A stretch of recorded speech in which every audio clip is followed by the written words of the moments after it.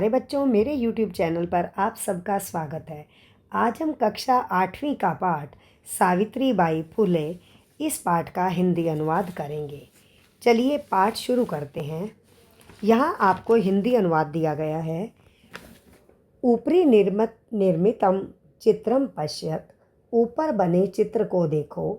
इदम चित्रम कस्याचित पाठशालायाः वर्तते, यह चित्र किसी पाठशाला का है, विद्यालय का है। इयं सामान्य पाठशाला न अस्ति, यह साधारण पाठशाला नहीं है। इयम् अस्ति महाराष्ट्रस्य प्रथमा कन्या पाठशाला, यह महाराष्ट्र का कन्याओं का पहला विद्यालय है। एका शिक्षिका गृहात् पुस्तकानि आदाय चलति, एक अध्यापिका घर से पुस्तकें लेकर चलती है। मार्गे कस्यचित् तस्या उपरि धूलिं कश्चिद् च प्रस्तरखण्डान् क्षिपति। क्षिपति का अर्थ है फेंकता है, शिप धातु है। मार्ग में, रास्ते में कोई उस पर धूल और कोई पत्थर के टुकड़े फेंकता है। परम स्वदृढ़ निश्चात न विचलति, परंतु वे अपने रास्ते से विचलित नहीं होती। स्वविद्यालयी कन्या भी सविनोदम आलपन्ति, परंतु वे अपने विद्यालय में कन्याओं के साथ हंसी मजाक से बातचीत करती है। सा अध्यापने संलग्नः भवति, बातचीत करती हुई वह अपने शिक्षण कार्य में लगी रहती है। तस्या स्वकीयम अध्ययनम अपि सह एव प्रचलति, उसकी अपनी पढ़ाई, अपना अध्ययन का कार्य भी साथ चल रहा है। कि यम महिला, यह महिला कौन है? अपि यूयम इमाम महिलाम जानीत, क्या आप इस महिला के विषय में जानते हैं? इयमेव महाराष्ट्रस्य प्रथमा महिला शिक्षिका सावित्री बाई फुले नामधेया, इस महिला का नाम सावित्री बाई फुले है, या यही महाराष्ट्र की पहली महिला जिसका नाम सावित्री बाई है, एक अध्यापिका है। जनवरी मासस्य तृतीय दिवसे 1831 तमे ख्रीष्टाब्दे महाराष्ट्रस्य नायगावा नाम्नि स्थाने सावित्री अजायत।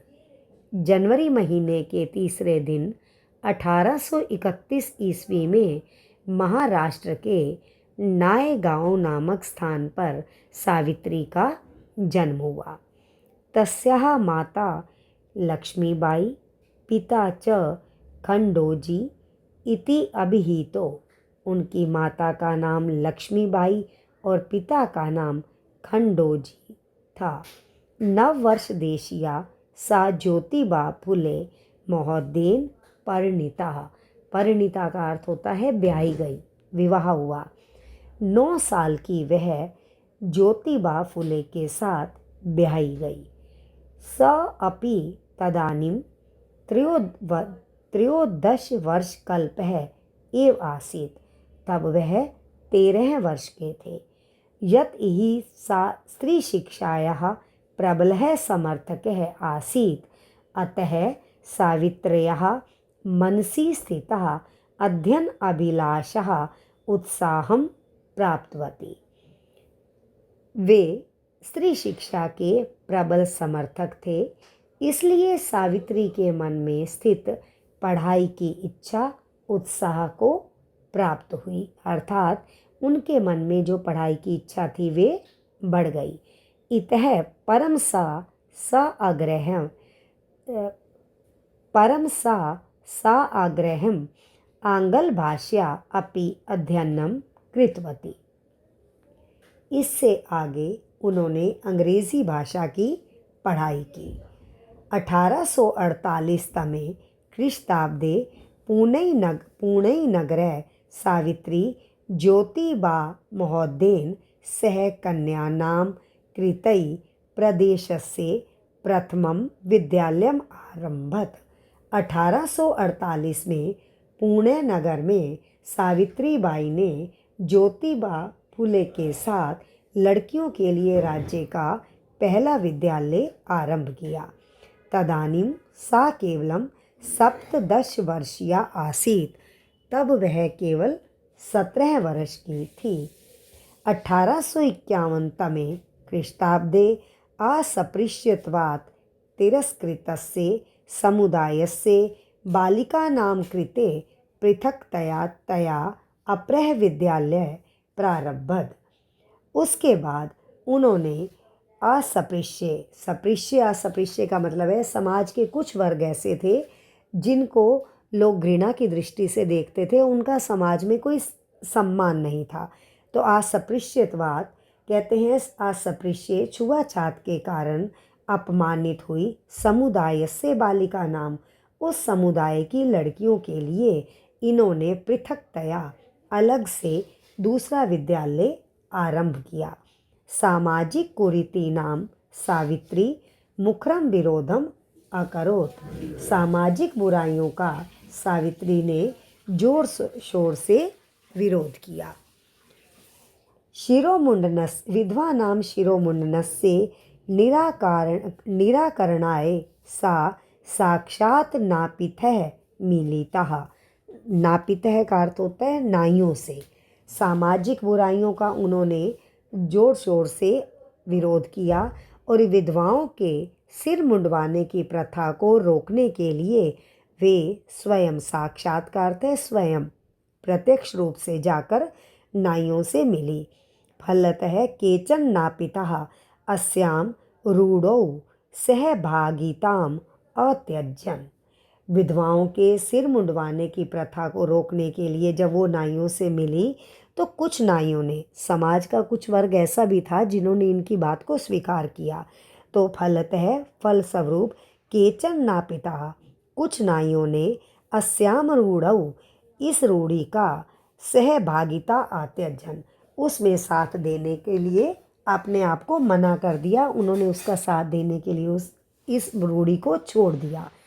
एकदा सावित्र्या मार्गई दृष्टम यत कूपम निक्षा शीर्ण वस्त्र आवृता तथा कथिता निम्न जात्या कश्चिद नार्यः जलम पातुम याचन्ते स्म।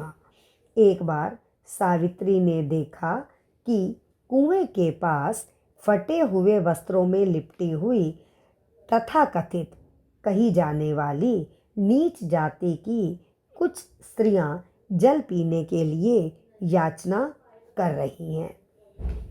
कश्चिद नार्यः जलम पातुम याचन्ते स्म, कुछ नारियां जल पीने के लिए याचना कर रही हैं। उच्च वर्गीयाः उपहासं कुर्वन्तः कोपात् जल उद्धरणम अवार्यण। अवार्यण का मतलब है रोकना, मना कर देना। वहीं उच्च वर्ग की महिलाएं उनका उपहास उड़ाती हैं और कुएं से जल लेने के लिए मना करती हैं, रोकती हैं। सावित्री एतत् अपमानुम सोढुम न शक्नोत। सावित्री इस अपमान को सहन नहीं कर सकी। सा तः स्त्रियः निज क्षेत्रम नीतवती। सावित्री उन स्त्रियों को अपने क्षेत्र में ले गई। तत्र तड़ागम, और अपने वहाँ तालाब को दिखाकर अकथ्यत कहा, च यत यथेष्टम जलम नयत, जितना जल चाहिए ले लो। सार्वजनिको अयम तड़ागः, यह तालाब सार्वजनिक है अर्थात सबका है। अस्मात् जल ग्रहणे नास्ति जाति बंधनम, इससे जल लेने के लिए कोई जाति का बंधन नहीं है। तया मनुष्याणां समानतायाः स्वतंत्रतायाश्च पक्षः सर्वदा सर्वथा समर्थितः है। उन्होंने मनुष्यों की समानता और स्वतंत्रता के पक्ष का समर्थन हमेशा पूरी तरह से किया। महिला सेवा मंडल, शिशु हत्या प्रतिबंधक गृहम् इत्यादीनां संस्थानां स्थापनायां फुले दंपत्योः अवदानं महत्वपूर्णम्। महिला सेवा मंडल, शिशु हत्या प्रतिबंधक गृह आदि संस्थाओं की स्थापना में फुले दंपति का महत्वपूर्ण योगदान है। अवदानम का अर्थ होता है योगदान। सत्यशोधक मंडलस्य गतिविधिषु अपि सावित्री अतीव सक्रिया आसीत्। सत्यशोधक मंडल की गतिविधियों में भी सावित्री ने बहुत सक्रिय होकर कार्य किया। अस्य मंडलस्य उद्देश्यम, इस मंडल का उद्देश्य था उत्पीड़ितानां समुदायानां स्व अधिकारान् प्रति जागरणम इति। इस समुदाय का उद्देश्य था कि पीड़ित समुदाय को अपने अधिकारों के प्रति जागृत करना। सावित्री अनेकाः संस्थाः प्रशासनकौशलेन संचालितवती। सावित्री ने अपनी कुशलता से, अपने निर्देशन से, कुशलता से अनेक संस्थाओं को संचालित किया, या सावित्री ने अनेक संस्थाओं को अपने निर्देशन की कुशलता से संचालित किया। दुर्भिक्ष काले, प्लेग काले च सा पीड़ित जनानाम अश्रांतम अविरतम च सेवाम अकरोत्। अकाल के समय, प्लेग के समय उन्होंने पीड़ित लोगों की बिना थके, अश्रांतम का अर्थ है बिना थके, अविरतम का मतलब है लगातार, बिना थके लगातार सेवा की। सहायता सामग्री व्यवस्थाई सर्वथा प्रयासम अकरोत्, और उनके लिए सहायता की सामग्री को व्यवस्थित करने के लिए पूरा प्रयास किया। महारोग प्रसार काले, महारोग के फैलने के समय सेवारता, सेवा में लगी हुई, सा स्वयं, वह स्वयं भी असाध्य रोगेन ग्रस्तः, असाध्य रोग से ग्रस्त हो गई। असाध्य रोग का अर्थ है जिस रोग का कोई इलाज ना हो। 1897 ईस्वी, 1897 में ख्रीष्टाब्द दिवंगता, उनकी मृत्यु हो गई। साहित्य रचना अपि सावित्री महीयते। साहित्य रचना में भी सावित्री ने बढ़ चढ़कर भाग लिया। तस्याः काव्य संकलन द्वयं वर्तते, काव्यफुले सुबोध रत्नाकर च इति। उनके 2 काव्य संग्रह हैं, काव्यफुले और सुबोध रत्नाकर। भारत देशे महिला उत्थानस्य गहन अवबोधाय सावित्री महोदयाः जीवनचरितम् अवश्यम अध्येतव्यम्। भारत देश में महिलाओं के कल्याण की स्थिति को गहराई से जानने के लिए सावित्री बाई का जीवन परिचय अवश्य पढ़ना चाहिए। आशा करती हूँ आप सबको पाठ का हिंदी अनुवाद स्पष्ट हो गया होगा। अगली वीडियो में मैं आपको इसका अभ्यास कार्य समझाऊंगी। मेरे चैनल को लाइक करें, सब्सक्राइब करें। धन्यवाद।